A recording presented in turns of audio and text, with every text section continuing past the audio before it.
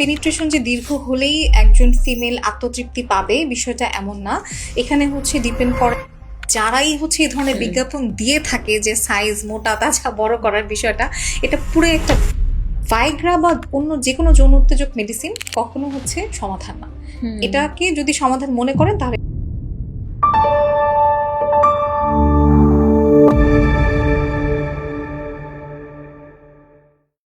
আসসালামু আলাইকুম, আমি মারিয়াম চৈতি টেস্ট লাইফের পক্ষ থেকে আপনাদের সবাইকে জানাই আন্তরিকভাবে শুভেচ্ছা। এবং আপনারা দেখছেন আজকের আমাদের এই পর্ব দ্য ডক্টর পডকাস্ট। আমাদের আজকের এই পর্বে আমার সাথে উপস্থিত আছেন অনেক বেশি জনপ্রিয় টেস্ট লাইফের ডক্টর নাবিলা নিকিতা ম্যাম। আপু কেমন আছেন? আলহামদুলিল্লাহ ভালো আছি। আপনি কেমন আছেন? এবং আপনাকে থ্যাংক ইউ আমাকে এখানে আমন্ত্রণ জানানোর জন্য এবং কিছু বলার সুযোগ করে দেওয়ার জন্য। থ্যাংক ইউ সো মাচ আপু। আসলে না বললেই না, আসলে আমাদের এই পডকাস্টটা আসলে এতটা ইম্পর্টেন্ট, যারা অডিয়েন্স আছে তারা বুঝতে পারবেন। বিকজ আমাদের এখানে অনেক পেশেন্ট আসে এবং অনেকে আছে অনলাইন ওয়েতে হেল্প চায়। এবং আজকে আমি যে কোশ্চেনগুলো রেডি করেছি এটা মূলত আমাদের সোশ্যাল সাইডের এবং চ্যানেলগুলোতে কমেন্ট করছি, ইনবক্স করছে, এবং এখানে অনেক প্রেজেন্ট পেশেন্টরা আছে যে বিভিন্ন কোশ্চেনগুলো করে থাকে, একটু হাইলাইট কোশ্চেন যেগুলো মূলত সবারই রিলেটেড এই প্রবলেমগুলো হচ্ছে। হ্যাঁ, কোশ্চেন থাকে এবং সোসাইটিতে যে ইস্যুসগুলো হচ্ছে সব মিলিয়ে আমরা আসলে আজকের এই কোশ্চেনগুলো সাজিয়েছি। আমিও চেষ্টা করবো যতটুকু সম্ভব আনসার দেওয়া যায়। অবশ্যই আমার মনে হয় আজকের এই পডকাস্টে যে কনভারসেশনগুলো হবে এগুলো আসলে আমাদের অডিয়েন্সের প্রতিটা কোশ্চেনই আসলে উপকার হবে। আচ্ছা, তো আমি প্রথমে যে কোশ্চেনটা করব সেটা হচ্ছে একজন মেলকে নিয়ে, একটা পুরুষকে নিয়ে। সেটা হচ্ছে একজন পুরুষের মর্নিং ইরেকশন নিয়মিত না হলে কি চিন্তার কারণ? মর্নিং ইরেকশন যে বিষয়টা, এটা আসলে নর্মাল এবং ফিজিওলজিক্যাল কন্ডিশন, যেটা আসলে প্রত্যেকটা পুরুষেরই কম বেশি হয়। সো অনেকে বুঝতে পারে, অনেকে বুঝতে পারে না। বিষয়টা এমন যে মর্নিং ইরেকশনটা সচরাচর গভীর রাতে গভীর ঘুমের মধ্যে হয়।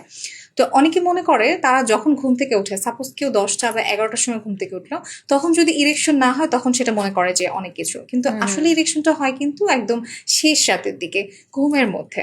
এবং এটা আসলে যদি কারো নাও হয় তাও খুব একটা বেশি চিন্তার বিষয় না।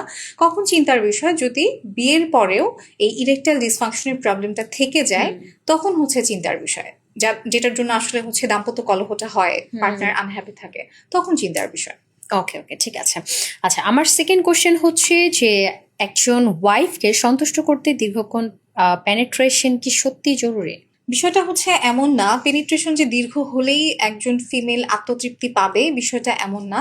এখানে ডিপেন্ড করে তার হাজবেন্ডের সাথে তার বোঝাপড়া কিরকম, তার সম্পর্কটা কিরকম, বা ফোর প্লে কতটুকু হচ্ছে, বা কোয়ালিটি কতটুকু ফোর প্লের, বা ক্লাইটোরিসে কতটুকু স্টিমুলেশন দেওয়া হচ্ছে, অনেক কিছুর উপর ডিপেন্ড করে আর কি বিষয়টা। মানে এটা যে আসলে পেনিট্রেশন, এমনও হতে পারে যে একজন নারীর পেনিট্রেশন অনেকক্ষণ ধরে হচ্ছে, বা জনিপথে অনেকক্ষণ ধরেই আছে তার হাজবেন্ড, কিন্তু সে আত্মতৃপ্তি না। কেন? তার হাজবেন্ডের সাথে হয়তো তার সম্পর্ক ভালো না, অথবা তাকে সেভাবে স্টিমুলেট করা হয়নি আর কি। বিষয়টা আসলে ওটার উপর ডিপেন্ড করে। ওটার উপর ডিপেন্ড করে। আচ্ছা, আমার থার্ড কোশ্চেন হচ্ছে অনেক পুরুষ একা থাকলে ইরেকশন ভালো পান কিন্তু স্ত্রীর সাথে গেলে সে এটা পান না, এটা কেন? এটা আসলে হয় কি, আমি বলবো এই এই কারণটা আসলে একটা পারফরমেন্স অ্যাংজাইটি। হ্যাঁ, মানে আপনি যখন একা থাকেন তখন কিন্তু আপনার ওরকম কোনো চিন্তা আসে না যে না আমার কোনো প্রবলেম হতে পারে, বা ইরেকশন বা কাউকে স্যাটিসফাই করার একটা চিন্তা মাথায় থাকে না। কিন্তু যখন ওয়াইফের কাছে যায় তখন কি হয়, তার মাথায় একটা কনসিয়াসনেস কাজ করে যে আমি আজকে আমার ওয়াইফকে টাইম দিতে পারবো তো, বা দেখা গেল ফিমেল যে অর্গাজম, যে আত্মতৃপ্তিটা, ওটা আমি আমার ওয়াইফকে দিতে পারবো তো, বা এই ধরনের চিন্তা থেকে একজন পুরুষের এই ইরেকটাইল ডিসফাংশনের সমস্যাটা হয় তার ওয়াইফের কাছে গিয়ে। এটা একেবারেই পারফরমেন্স অ্যাংজাইটির জন্য। ওকে, ঠিক আছে। আচ্ছা, আমি এর পরবর্তীতে যে কোশ্চেনে যাব, এই কোশ্চেনটা এখন বাস্তব জীবনে আমাদের খুব বেশি প্রবলেম হয়ে থাকে এবং এটার জন্য আমাদের অনেক বেশি সোসাইটিতেও ইস্যুস হচ্ছে। সেটা হচ্ছে পর্নোগ্রাফি। আমাদের পর্নোগ্রাফি অনেক অ্যাভেলেবেল এবং খুবই ইজি সাবজেক্ট এখন হয়ে গেছে। সো আমি এটা বলবো যে পর্ন বেশি দেখলে বাস্তব যৌন জীবনে কি ধরনের সমস্যা হতে পারে? আচ্ছা, এখন তো আসলে স্মার্টফোনের যুগ, ইজিলি এক ক্লিকেই কিন্তু অনেক ওয়েবসাইট অ্যাভেলেবেল থাকে, ওগুলা খুব সহজ আমাদের কাছে যাওয়া। এবং ইয়াং জেনারেশন যারা আছে তাদের সবার হাতে স্মার্টফোন, এবং সবাই কিন্তু লাইক এই জিনিসগুলো ইজিলি অ্যাক্সেসেবল। সো এটা কিন্তু খুব বাজেভাবে ইম্প্যাক্ট ফেলে যৌন জীবন। আমি কিভাবে বলি, জিনিসটা পর্নোগ্রাফিতে কি হয়, সবকিছু অতিরঞ্জিত করে দেখানো হয়, সে একই ভিডিও দেখা যায় কাট কাট করে অনেক অনেক লেন্দি লম্বা করা সময়, হয়। হ্যাঁ, হ্যাঁ, তো এই যে এগুলা সম্পর্কে কিন্তু একটা মানে ভ্রান্ত ধারণা দেওয়া হয় যে টাইমিং এত সময় ধরে হয় বা এরকম এরকম ভাবে করা হয়, মানে সবকিছু একটা অতিরঞ্জিত ব্যাপার। বাস্তব জনজীবনে যখন মানুষ যায় তখন সে তো মিলাতে পারে না জিনিসটার সাথে, না। তখন আসলে হচ্ছে সেই সন্তুষ্টিটা আসে না। তখন তার মাথার মধ্যে কাজ করে যে না এটা তো এরকম হচ্ছে না, তখন দেখা যায় কি সে আগ্রহ হারিয়ে ফেলে বা তার এই যে যৌন দুর্বলতাগুলো যেমন ইরেকশনের প্রবলেম, দ্রুত বীর্যপাত। তারপর আরেকটা যে জিনিস মানে পর্নোগ্রাফি দেখে হচ্ছে অতিরিক্ত মাস্টারবেশন করার একটা টেন্ডেন্সি থাকে। তো মাস্টারবেশন কি হয়, হাত দিয়ে কিন্তু অনেক ঘর্ষণ করা হয়, হ্যাঁ, সেন্সিটিভিটিটা নষ্ট হয়ে যায়। তখন কি হয় যে দ্রুত বীর্যপাতের প্রবলেম এগুলো হচ্ছে তখন বেশি হয়, তাড়াতাড়ি কাজটা শেষ করার একটা টেন্ডেন্সি থাকে, তখন এই যে দ্রুত বীর্যপাতের প্রবলেম গুলো হয়। অর্থাৎ এটা আসলেই হচ্ছে অনেক এফেক্ট ফেলে যৌন জীবনে। আচ্ছা, আমি আপু যদি একটু কোশ্চেন করি, আপনাদের এখানে তো অনেক ধরনের পেশেন্ট আসে, এরকম কি আছে যে ধরেন সে তার এই পর্নোগ্রাফির মানে কারণে যে প্রবলেমগুলো হচ্ছে এগুলো নিয়ে সে এখানে কথা বলছে যে আপু আমি একটা টাইম থেকে শুরু করেছি, এখন আপু আমি কোনোভাবে বাদ দিতে পারছি না। খুবই কমন, মানে এমনই হচ্ছে পেশেন্ট আসে মাঝে মধ্যে, তারা আসলে মানে আমরা সাইকোসেক্সুয়াল ডিসঅর্ডারই বলা যায় যে এতটা আসক্তি পর্নের প্রতি, এমন আছে যে 6-7 ঘন্টা টানা হচ্ছে পর্ন দেখে তার আত্মতৃপ্তি আনতে হয়, আদারওয়াইজ সে আসে না, তার এরকম হচ্ছে এডিকশন আসে। এরকম অনেক পেশেন্ট থাকে মাস্টারবেশনের অনেক এডিকশন পর্নোগ্রাফি দেখে। তারা প্রবলেমটা ফেস করে যে বিয়ের পর, যখন বিয়ের প্ল্যান করতে যায় বা বিয়ের পরে, তখন বুঝতে পারে যে প্রবলেমগুলো আসলে যে এখানে এরকম হচ্ছে, ক্ষতি করে ফেলছে। আবার এরকম কি আবার পেশেন্ট আছে যে, বিকজ এটা বলছি বিকজ অডিয়েন্সের জন্য, অনেক পেশেন্টস কি এরকম আসে যে এসে বলছে যে আমি এভাবে এভাবে চাচ্ছি, পর্নোগ্রাফিতে এভাবে দেখেছি, বাট আমার ওয়াইফ আমাকে সেইভাবে সাপোর্ট করছে না। খুবই কমন, এটা তো খুবই কমন। সবাই হচ্ছে যে সাইজের বিষয়টা বা এই যে টাইমিং এর যে বিষয়টা, আবার মুভমেন্টের বিষয়, পজিশনের বিষয়, এভরিথিং হচ্ছে পর্নোগ্রাফির সাথে মিলায়, যেটা আসলে বাস্তবে কিন্তু মানে কোনোভাবে সম্পৃক্ত না, কোনোভাবে সম্পৃক্ত না, মানে যেটা আসলে হচ্ছে মানে খুবই কমন হয়ে গেছে বাংলাদেশের প্রেক্ষাপটে, খুবই কমন এই সিনারিও, যে একটা ভ্রান্ত ধারণা ভিতরে ঢুকে গেছে মানুষের মধ্যে। আচ্ছা, তাহলে আমি এটা বলে শেষ করি। আমাদের সোসাইটিতে যে আমি বলেছিলাম যে আমাদের সোসাইটিতে যে হ্যাম্পারটা হচ্ছে যে আপনার পর্নোগ্রাফি দেখে একটা ছেলে তার ওয়াইফের সাথে না হয়ে বা তার প্রিয়জনের সাথে ইন্টারকোর্স না করে সে হচ্ছে একটা বাচ্চা, একটা বৃদ্ধ মহিলা যার তার সাথে সে ইন্টারকোর্স করে ফেলছে, সে তার বয়সের অবস্থা না বুঝে সে যার তার সাথে ব্যাপারটা খুব ইজি ওয়েতে নিচ্ছে, এবং এগুলো আরেক সাইডে দেখা যায় যে রেপটা হচ্ছে অনেক বেশি। তাহলে কি আমি কি এটা ধরে নিতে পারি যে পর্নোগ্রাফি দায়ী? কারণ পর্নোগ্রাফিটা তো আসলে হচ্ছে মানে মস্তিষ্কটাকে এমন ভাবে বিকৃত করে ফেলে, যার জন্য আসলে কিন্তু কেউ চাইলে নিজেকে অনেক সময় কন্ট্রোলে রাখতে পারে না। যেসব পেশেন্ট আমাদের আসে কন্ট্রোলে রাখতে পারে না, যার জন্যই কিন্তু এই দুর্ঘটনাগুলো হয়। হ্যাঁ, এবং হচ্ছে আমরা তো আসলে হচ্ছে যারা ভিকটিম তাদেরকেই হচ্ছে কিন্তু দোষারোপটা করি, কিন্তু যদি মানে রুট কজটা ওইটা হচ্ছে মানে পর্নোগ্রাফি প্লাস হচ্ছে যে অপসংস্কৃতিগুলা যেগুলো আসলে খুব অ্যাভেলেবেল এখন আমাদের আশেপাশে, এগুলা খুব এফেক্ট করে, এগুলোর জন্য এই দুর্ঘটনাগুলো বেশি হয়। তাহলে আমাদের আপু, আপনি যদি এই টপিক নিয়ে অডিয়েন্সকে কোনো একটা সতর্ক বার্তা দিতে পারেন তাহলে? না, এটা হচ্ছে আমি সবসময় বলি, আমার পেশেন্টদেরকেও বলি যে পর্নোগ্রাফির সাথে কখনো আপনারা বাস্তব জীবনটাকে মিলাবেন না। বাস্তব জীবন একেবারেই অন্যরকম, পর্নোগ্রাফিতে সবকিছু অতিরঞ্জিত করে দেখানো হয়, যেটার সাথে আসলে বাস্তবে কোনো মিল নেই। আপনি মিলাতে গেলে আপনি হতাশ হবেন, অসন্তুষ্ট থাকবেন, এটা যেন হচ্ছে না দেখেন সবাইকে এটাই থাকবে। আচ্ছা, থ্যাংক ইউ সো মাচ। আমরা আমরা একটা হাইলাইট পয়েন্ট নিয়ে আসলে কথা বলেছি। এর পরবর্তীতে আমি একটা কোশ্চেনে যাব, সেটা হচ্ছে একটা পুরুষের উদ্দেশ্যে। সেটা হচ্ছে একজন পুরুষ মানে একটা সুস্থ পুরুষের সপ্তাহে কতবার ইন্টিমেসিটা স্বাভাবিক? এটা আসলে ওভাবে বলতে গেলে কোনো সংখ্যাতে আসলে সীমাবদ্ধ না, বিষয়টা এটা অনেক বেশি কমেন্ট করে হ্যাঁ না, যে সমস্যা আছে কতবার সপ্তাহে করা স্বাভাবিক। ব্যাপারটা আসলে হচ্ছে কোনো সংখ্যা নেই, এটা ডিপেন্ড করে আপনি কতটা কোয়ালিটিফুল ইন্টারকোর্স করছেন আপনার পার্টনারের সাথে। হ্যাঁ, আপনি হচ্ছে যেমন ধরেন আপনি দিনের মধ্যে অনেকবার করলেন কিন্তু সেটা কোনো কোয়ালিটি মেনটেন হলো না, কেউই হচ্ছে স্যাটিসফাই হলো না, তাহলে তো সেটা আসলে হচ্ছে কোনো মানে ফিজিক্যাল ইন্টিমেসি ওই জিনিসটা হলো না। তো সেই ক্ষেত্রে আসলে হচ্ছে সংখ্যাটা কোনো বিষয় না, কতটা কোয়ালিটিফুল আপনি ইন্টারকোর্স করছেন সেটা বিষয়। ওকে, আচ্ছা, এর পরবর্তীতে বলতে চাই যে আপনার প্রোটেকশন ব্যবহার করলে ইরেকশন কমে যায়, এর সমাধান কি? আচ্ছা, আমরা কন্ডোম বা ব্যারিয়ার মেথড জন্ম নিয়ন্ত্রণ পদ্ধতি হিসেবে তো ব্যবহার করি, সাথে অন্যান্য অনেক যৌনবাহিত রোগগুলোও কিন্তু রোধ করা যায় এই ব্যারিয়ার মেথড বা কন্ডম ব্যবহার করলে। তো আমাদের পুরুষদের হচ্ছে অনেকটা কমপ্লেইন থাকে যে কন্ডম ব্যবহার করলে তার ইরেকশনটা দুর্বল হয়ে যায়। আগে ঠিক থাকে, কিন্তু কন্ডম পরার পর দেখা যায় যে ইরেকশনটা দুর্বল হয়ে যায়। এক্ষেত্রে হচ্ছে বলতে পারি কিছু কোয়ালিটিফুল কন্ডম পাওয়া যায়, বা নিজের প্রপার সাইজের হতে হবে, এবং সাথে লুব্রিকেশনও ইউজ করা যায়, এবং মোস্ট ইম্পর্টেন্ট তাড়াহুড়া করা যাবে না। অনেকে হচ্ছে কি করে, মানে তাড়াহুড়া করে কন্ডম পড়তে যায়, তখন আসলে হচ্ছে ওই উত্তেজনাটা চলে যায়, যার জন্য কি ইরেকশনটা কমে যায়। তাড়াহুড়া করা যাবে না, কন্ডমটা হচ্ছে সঠিক সাইজ হতে হবে, লুব্রিকেশন ইউজ করা যেতে পারে, এবং তাড়াহুড়া করা যাবে না। আচ্ছা আচ্ছা, ওকে, ধন্যবাদ আপু। এর পরবর্তীতে আমি কোশ্চেন করছি যে অতিরিক্ত মাস্টারবেশনের কারণে কি সত্যি স্থায়ী যৌন দুর্বলতা হয়ে থাকে? মাস্টারবেশন তো আসলে যৌন দুর্বলতা করে, কারণ যেটা বললাম অলরেডি যে হাত দ্বারা তো অনেক ঘর্ষণ করা হয়, তাই না? তো জায়গার হচ্ছে নার্ভের যে সেন্সিটিভিটিটা সেটা কমে যায়। তো যখন দেখা যায় যে যোনিপথে প্রবেশ করে, তখন কিন্তু সেভাবে আর কাজ করে না, দ্রুত বীর্যপাত হয়ে যায় জিনিসটা।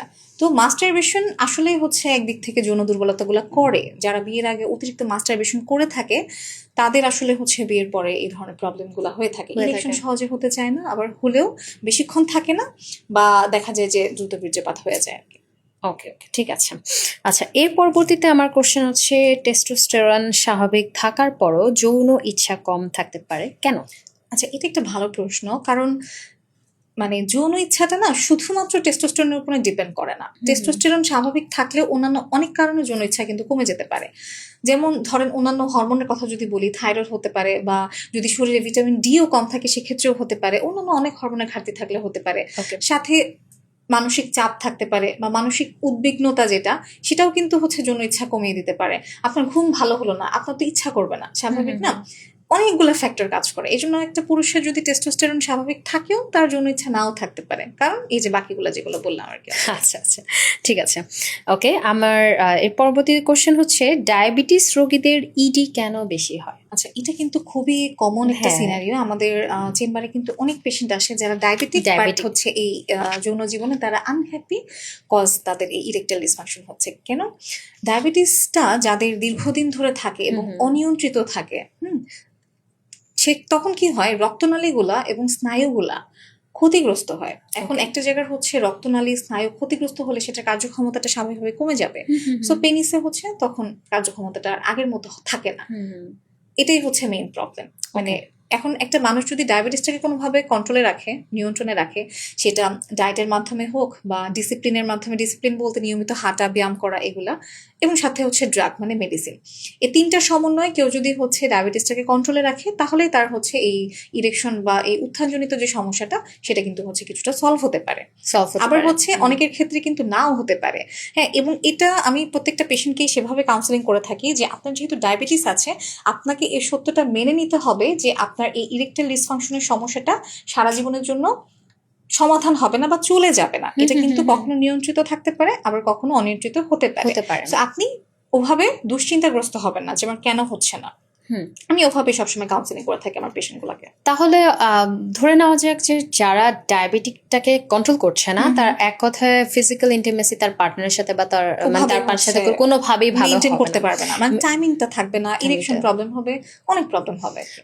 মানে তার এই শারীরিকগত এই সমস্যাটাই হচ্ছে তার দাম্পত্য জীবনটাকে অনেক বেশি হালকা করে দিতে পারে। এটা হচ্ছে কথা। তার জন্য হয় কি, আপনার যারা অডিয়েন্স আছেন যে ডায়াবেটিক প্রবলেম, অনেকেই জানে না যে ডায়াবেটিসের জন্য তার এই ফিজিক্যালি ইন্টিমেসির সময় প্রবলেম হতে পারে, এটা অনেকে জানেন না। তো অবশ্যই এটাকে কন্ট্রোল করা। দেখা যায় যে তাদের প্রবলেম হচ্ছে ইরেকটাইল ডিসফাংশনের কজ খুঁজতে গিয়ে আমরা ডায়াবেটিকটাকে হচ্ছে মানে ডায়াগনোসিস করি। হ্যাঁ, মানে অনেকে বুঝতেই পারে না তার ভিতরে এত বছর ধরে ডায়াবেটিস আছে। তো দেখা যায় যে সমস্যা নিয়ে আসে যে ইরেকশনের প্রবলেম, তখন কারণ খুঁজে বের করতে গিয়ে তখন ডায়াবেটিসটা ধরা পড়ে আর কি। তখন আমরা ডায়াবেটিসের চিকিৎসা করি, তখন হচ্ছে বিষয়টা। তো তার জন্য আর কি ইম্পর্টেন্ট যে আমাদের ডায়াবেটিসটাকে কন্ট্রোল করা। আচ্ছা, এর পরবর্তীতে হচ্ছে আমার আরেকটা কোশ্চেন আছে যে ভাইগ্রা নিয়মিত খেলে কি নির্ভরশীল হয়ে যাওয়াটা সম্ভাবনা আছে? অবশ্যই আছে। আপনি আমার যারা পেশেন্ট আছে আমি তাদেরকে অলওয়েজ বলি যে শুধুমাত্র মেডিসিনের উপরে কখনোই এককভাবে ভরসা করা কিন্তু ঠিক না। অনেক কিছু ফ্যাক্টর কাজ করে এই যে যৌন দুর্বলতাগুলোকে সমাধান করার জন্য। যেমন কি ব্যায়ামের কথা বলি সবসময়, খাবার দাবারে হচ্ছে হেলদি খাবার দাবার, পর্যাপ্ত পরিমাণে ঘুমানো, মানসিকভাবে একটু চাপ মুক্ত থাকা, স্ট্রেসটাকে কন্ট্রোল করা, মানে এই জিনিসগুলো কেউ না করে শুধুমাত্র মেডিসিনের উপরেই যদি কেউ পড়ে থাকে তাহলে কিন্তু একটা নির্ভরশীলতা তৈরি হয়ে যায় যে মেডিসিন ছাড়া তার আর কাজ করতে চায় না। তো আপনি তো হচ্ছে মেডিসিন দীর্ঘমেয়াদে ব্যবহার করতে পারবেন না, তাই না? মানে একটা নির্দিষ্ট ডোজ বা একটা নির্দিষ্ট ডিউরেশন পর্যন্ত আপনি তাকে মেডিসিন প্রেসক্রাইব করতে পারেন, কিন্তু দীর্ঘস্থায়ী সমাধান কেউ যদি চায় তাহলে হচ্ছে এই যে লাইফস্টাইল, ব্যায়াম, খাবার যেগুলো বললাম সেগুলা। ভাইগ্রা বা অন্য যে কোনো যৌন উত্তেজক মেডিসিন কখনো হচ্ছে সমাধান না। এটাকে যদি সমাধান মনে করেন তাহলে এটার প্রতি নির্ভরশীল হতে হবে আর কি। আচ্ছা, এটার প্রতি নির্ভরশীল তো এরকম কি আমাদের পেশেন্ট আসে তাহলে যে এই জিনিসটা করে অনেক বেশি বাজে অবস্থা হয়ে এসেছে? বাজে অবস্থা হয়ে যায় এবং হচ্ছে তারা এটাকে আসলে ওয়ান টাইম হিসেবে ব্যবহার করে বিভিন্ন ফার্মেসি থেকে ডক্টরের পরামর্শ ছাড়া, মানে নির্দিষ্ট ডোজ ছাড়া যেন তেন ভাবে হচ্ছে ইউজ করে। তো দেখা যায় যে মানে তখন মেডিসিন গুলো কাজই করতে চায় না। অন্যান্য যে মেডিসিন গুলা বা আমরা যেগুলো চিকিৎসা সেগুলোর হচ্ছে কাজ করতে চায় না। ওই যে রেজিস্ট্যান্স ডেভেলপ করে, নির্ভরশীলতা ডেভেলপ করে। আচ্ছা আচ্ছা, অবশ্যই। আচ্ছা, এর পরবর্তীতে আমি হচ্ছে আমাদের যে মেল পেশেন্টরা আছে এবং আমাদের সোসাইটিতে যত পুরুষ আছে তাদের খুব দুর্বলতা একটা বিষয় নিয়ে কথা বলবো। সেটা হচ্ছে ওদের হচ্ছে পেনিস সাইজ, তারা এটা নিয়ে অনেক বেশি দুশ্চিন্তা করে। সো এটা কখন সত্যি চিকিৎসার বিষয়? সাইজটা না আসলে হচ্ছে ম্যাটার করে না, এবং যারাই হচ্ছে এই ধরনের বিজ্ঞাপন দিয়ে থাকে যে সাইজ, মোটা তাজা, বড় করার বিষয়টা, এটা পুরো একটা মিথ এবং পুরাই হচ্ছে একটা বোগাস জিনিস, যেটা আসলে হচ্ছে বৈজ্ঞানিকভাবে প্রমাণিত কোনো কিছুই না। এবং হচ্ছে মানে চটকদার অনেক বিজ্ঞাপন দেওয়া হয় কিন্তু কোনটাই বৈজ্ঞানিকভাবে প্রমাণিত না। একজন পুরুষের যদি ইরেকশনটা ভালো মতো হয়, উত্থানটা যদি ভালো মতো হয়, তার সাইজ তার কাছে স্বাভাবিকের চেয়ে বড়ই মনে হবে। এখন তার যদি যৌন দুর্বলতা থাকে, তার যদি উত্থান ঠিক মতো না হয়, তাহলে তো তার সাইজ ছোটই মনে হবে। এবং আরেকটা বিষয়, কেউ যদি অনেক বেশি ফ্যাটি থাকে, ওবেস থাকে, মানে তার পেটের মেদ অনেক বেশি, তাহলে সেক্ষেত্রে পেনিসের সাইজ ছোট লাগতে পারে। কেন? কারণ তার মেদের মধ্যেই কিন্তু পেনিসের যে গোড়ার অংশটা সেটা কিন্তু ভিতরের দিকে ঢুকে যায়, বারিক পেনিস বলি আমরা এটাকে। তো সেই ক্ষেত্রে কিন্তু সাইজ ছোট মনে হতে পারে। কখন হচ্ছে চিন্তার বিষয়, যদি হচ্ছে কোনো কারণে 1 ইঞ্চির থেকে কমে যায়, সেটা আসলে মাইক্রোপেনিস বলি আমরা, সেটা চিন্তার বিষয়। কিন্তু নর্মাল মানুষের উত্তেজিত অবস্থায় 3.5 থেকে 4 ইঞ্চি খুবই নর্মাল। এবং জাতিভেদেও কিন্তু হচ্ছে বিষয়টা ভ্যারি করে। হ্যাঁ, যেমন হচ্ছে এশিয়ান মানুষদের এটা যেটা বললাম এটা নরমাল। এখন আফ্রিকার যারা থাকে ওরা তো মানুষটাই হচ্ছে লম্বা, ওদের স্বাভাবিক হচ্ছে অঙ্গগুলো লম্বা হবে, এটাই স্বাভাবিক। এখন ওদের সাথে যদি আমরা বাংলাদেশের মানুষদেরকে মিলাতে চাই, ব্যাপারটা তো তাহলে হলো না, তাই না? বাংলাদেশের জন্য এটাই নরমাল। এবং মানে সাইজ বড় করা যায়, এটা কোনো হচ্ছে কোনো ওষুধ বা কোনো চিকিৎসা আজ পর্যন্ত আবিষ্কার হয়নি। বা যে থেরাপির কথা বলে অনেকে, পিশট বা শকওয়েভ, এগুলো কিন্তু সাইজ কখনো বড় করে না। হ্যাঁ, মানে এই যে যৌন সমস্যাগুলোকে সলভ করতে পারে, হেল্প করে, কিন্তু সাইজ কখনো কিন্তু বাড়ে না। আচ্ছা, তাহলে সাইজ বাড়তে গেলে বড় হতেছে সার্জারি করা যায় আর কি, ইমপ্ল্যান্ট করে অনেকে, এটা একটা হতে পারে, এটা আলাদা বিষয়। হ্যাঁ, এটা সার্জারি করা, এটা আলাদা বিষয়। হ্যাঁ, এটা যার যার ব্যক্তিগত ইচ্ছা। আরেকটা মানে তাহলে আমি ধরে নিতে পারি যে অনেকেই আছে অডিয়েন্স, টেস্টো লাইফ মানি মনে করে যে ছেলেদের দুর্বলতা, মেয়েদের প্রবলেম, এগুলো নিয়ে ইভেন আই থিঙ্ক ওরা হচ্ছে এই জায়গাটাও তাদের এই সমাধানটা খুব ইজিলি দিতে পারবে বা কোনো মেডিসিন দিয়ে দিতে পারবে, যেটার জন্য তারা হচ্ছে মনে করবে যে আমার এটা আসলে কার্যকারিতা বলে। কিন্তু অনেকে যে ম্যাডাম কোনোভাবে কি সাইজ বড় করা যায়? আমি বলছি ভাই আমি সাইজ নিয়ে হচ্ছে কোনো কাজ করতে পারি না। আমি আপনাকে একটা ভালো ইরেকশন যেটা বা উত্থানটা মেনটেন করার, এটা হচ্ছে হেল্প করতে পারি। সাইজ নিয়ে হচ্ছে যদি আমার কাছে এক্সপেকটেশন রাখেন, সেটা আসলে সরি আমি শুরুতেই বলি সরি, এটা হচ্ছে কোনো পসিবল না ওইটাই। আচ্ছা, ওকে। আমার এর পরবর্তীতে একটা কোশ্চেন আছে, সেটা হচ্ছে বাজারে তেল, জেল বা ক্যাপসুল দিয়ে আপনার হচ্ছে যে লিঙ্গ বড় করার দাবি, এটা কতটা সত্যি? এই যে যেটা বললাম অলরেডি, মানে অনেক হচ্ছে বিজ্ঞাপন অনেক কিছু দেয়, তেল, হালুয়া, ডিব্বা, এগুলা খেলে আসলে হচ্ছে খুব স্থায়ী একটা মানে ক্ষতি হয়ে যায়। কারণ এগুলোতে আসলে হচ্ছে এমন পণ্য ব্যবহার করে যেটা সাময়িকভাবে কিছুটা উপকার দেয়, কিন্তু দীর্ঘমেয়াদী যে ক্ষতি করে এটা বলার অপেক্ষা রাখে না। এই জন্য আসলে হচ্ছে এটা মানে খুবই বোগাস, এবং মানে বিক্রি করে শুধুমাত্র হচ্ছে জাস্ট মানে কি বলবো, ব্যবসায়িক লাভের জন্য আর কি। এটা হচ্ছে কোনো বৈজ্ঞানিকভাবে প্রমাণিত না। ওকে, ঠিক আছে। এর পরবর্তীতে কোশ্চেন আমার, সেটা হচ্ছে নারীদের যৌন ইচ্ছা কমে যাওয়ার সবচেয়ে সাধারণ কারণগুলো কি? আচ্ছা, নারীদের যৌন ইচ্ছা কিন্তু যদি আমি দুই ভাগে ভাগ করি, শারীরিক এবং মানসিক। শারীরগত তো আসলে অনেক কারণ থাকে, মেয়েদের হরমোনাল অনেক ঝামেলা থাকে, ইমব্যালেন্সের জন্য যৌন ইচ্ছা কমে যেতে পারে। মানসিকভাবে বলা যায় যে এটার মধ্যে ডিপেন্ড করে আপনার পার্টনারের সাথে সম্পর্ক কতটুকু বা বোঝাপড়া কতটা ভালো, বা অনেক সময় দেখা যায় না যে সাংসারিক যে চাপ বা সংসারের যে চাপটা, ওইটা হচ্ছে নারীদের অনেক বেশি থাকে। বা একটা বাচ্চা হওয়ার পরে এই যে সংসারের ঝামেলা, বাচ্চার পড়াশোনা, বাচ্চার স্কুল, অনেক কিছু থাকে না, অনেক এই দায়িত্ব সবের থাকে, হচ্ছে জন্য অনেক দেখা যায় যে একটা ফিমেল মেন্টালি অনেক উইক হয়ে যায়, অনেক অনেক ডিপ্রেসড weak হয়ে থাকে। যায়, হ্যাঁ, ওইটাই কিন্তু এফেক্ট করে হচ্ছে আপনার যৌন জীবনে। তখন দেখা যায় যে জনজীবনে যৌন ইচ্ছাটার আগের মতো কাজ করে না। কাজ করে না। এই জন্য হচ্ছে দেখা যায় যে আমাদের আসলে উচিত, আমাদের সোসাইটিতে যারা মা আছেন হুম। তাদেরকে আসলে খুব সাপোর্ট করা উচিত। সেটা হচ্ছে তার হাজবেন্ডের সবচেয়ে বেশি, এবং অন্যান্য ফ্যামিলি মেম্বার তো আছেই সাথে, বাট হাজবেন্ডের হচ্ছে রোলটা কিন্তু এখানে অনেক বেশি অনেক ইম্পর্টেন্ট। বেশি। তাহলে আমি হচ্ছে এই উদ্দেশ্যে হচ্ছে যদি একটা কথা বলতে চাই আপনাকে, আপনি যদি এই উদ্দেশ্যে একটু অডিয়েন্সের সাথে কথা বলেন, সেটা হচ্ছে এখনের সময় অনেক মারা অনেক বেশি ডিপ্রেস থাকে, অনেক বেশি। এক সময় আমাদের দাদি নানিরা বলতো যে একটা বাচ্চা নাও, সম্পর্ক ঠিক হয়ে যাবে, বাট এখনের সময় বেশিরভাগ বাচ্চা নেওয়ার পরে ডিভোর্সটা খুব বেশি হচ্ছে, বিকজ অফ একটা নারী যখন দেখছে যে আমার একটা সন্তান, আমাদের সন্তান পৃথিবীতে আসার পর সে আসলে মানে ওরা দুজন ভালো নেই, এক কথায় মানে সন্তান আসার পরে সেই মেন্টালি সাপোর্ট আমার হাজবেন্ডই দিচ্ছে না, কোনো উন্নতি হচ্ছে না। যখন দেখছে যে সে অনেক বেশি কষ্ট করছে, তার দায়িত্বটা অনেক বেশি হবে, এটা খুবই স্বাভাবিক ব্যাপার। আমাদের সমাজে যে নারীরা আছে অনেক বেশি হবে, স্বাভাবিক ব্যাপার। বাট এই ব্যাপারটা অ্যাটলিস্ট মেন্টালি সাপোর্ট করা, যে তুমি বেশি কষ্ট পেও না, সব ঠিক হয়ে যাবে, যে দুইটা শব্দ বলা, এই জিনিসটা কিন্তু সাধারণত পুরুষরা করে না। এই যে আপনি একটা কথা বললেন যে দাম্পত্য কলহ মিটমাট করার জন্য বাচ্চা নেওয়া, এটা কিন্তু হচ্ছে কোনো সলিউশন না। এবং যার আসলে হচ্ছে দাম্পত্য কলহ বা নিজেদের মধ্যে ঝামেলা, এটা একটা বাচ্চা এসে কিভাবে সমাধান করবে? আপনারা নিজেরা কথা বলে জিনিসটাকে হচ্ছে সর্ট আউট করেন। বাচ্চা তো হচ্ছে কোনো সলিউশন দিতে পারে না। আপনারা নিজেরা নিজেদের মেন্টালিটি চেঞ্জ করুন, নিজেদের বোঝাপড়াটাকে বাড়ান, তাহলেই হচ্ছে বাচ্চাটা একটা সুন্দর ভবিষ্যৎ পাবে, তাই না? বিষয়টা হচ্ছে এরকম আর কি। আচ্ছা, এরকম তো অবশ্যই মনে হয় আপনাদের কাছে এমনও পেশেন্ট আসে যে বাচ্চা হয়ে গেছে, এরপরে ওদের মধ্যে শারীরিকগত সমস্যা, অনেক ডিস্টেন্স হয়ে গেছে, এখন ওরা ডিভোর্স দিয়ে ফেলবে, বিকজ কিন্তু এর মধ্যে কিন্তু ডিভোর্সের মধ্যে সবচেয়ে বড় ক্ষতিটা কিন্তু বাচ্চাটার জন্যই হয়। হ্যাঁ, মেন্টালি একটা ট্রমাটাইজে চলে যাবে, একটা ব্রোকেন ফ্যামিলির বেবি হবে। তো সেই বিষয়ে কি কোনো সলিউশন আপনারা করেন কিনা? না, আমরা তো হচ্ছে আমাদের পক্ষ থেকে যতটুকু কাউন্সেলিং করা সম্ভব, আমাদের হচ্ছে কাউন্সেলিং সিস্টেমও আছে, আমরা কাউন্সেলিং করে থাকি, কাপল কাউন্সেলিং। সেটা হচ্ছে যথেষ্ট সময় নিয়ে তাদেরকে কাউন্সেলিং করা হয়। সেটা হচ্ছে আর কখনই বাচ্চা নেওয়া সলিউশন এটা বলি না। আমি হচ্ছে মোটামুটি যতটুকু সম্ভব তাদের সমস্যা শুনে সলিউশন দেওয়ার চেষ্টা করি। অনেক মানুষই আসে এরকম। আচ্ছা, আমার লাস্ট একটা কোশ্চেন, সেটা হচ্ছে সহবাসের সময় নারীরা ব্যথা হলে সহ্য করা উচিত না চিকিৎসা নেওয়া উচিত? অবশ্যই হচ্ছে সহ্য না করে চিকিৎসা করা উচিত, কারণ এটা তো চিকিৎসা আছে। এবং আপনার কষ্ট হচ্ছে, আপনি সহবাসে ব্যথা পাচ্ছেন বা যোনি শুষ্কতা রয়ে গেছে, এই জিনিসটার তো অবশ্যই চিকিৎসা আছে, এবং অবশ্যই চিকিৎসকের পরামর্শ অনুযায়ী মেডিকেশন নেওয়া উচিত আর কি। সহ্য করবে কেন? আচ্ছা, তাহলে আপু আজকে আমাদের এই পর্বে যদি আপনি শর্টলি আপনার দর্শককে কিছু এই ব্যাপারগুলো নিয়ে শর্টলি বলতে চান। আজকে আমি আমার পক্ষ থেকে যতটুকু সম্ভব আপনাদের যত রকম জানার ছিল, যত রকম কোয়েশ্চেন ছিল, আমি চেষ্টা করেছি আমার পক্ষ থেকে যতটা সহজভাবে বুঝিয়ে বলা যায় ততটুকু সহজভাবে চেষ্টা করেছি। আশা রাখি আমার দর্শকদের ভালো লাগবে, এবং এই যে বিষয়গুলো নিয়ে যে একটা কৌতূহল ছিল কিছুটা হলেও কমবে। তো এটাই আর কি। আমার দর্শকরা ভালো থাকুক, আমার পেশেন্টরা ভালো থাকুক। Thank you so much audience আমাদের সাথে থাকার জন্য।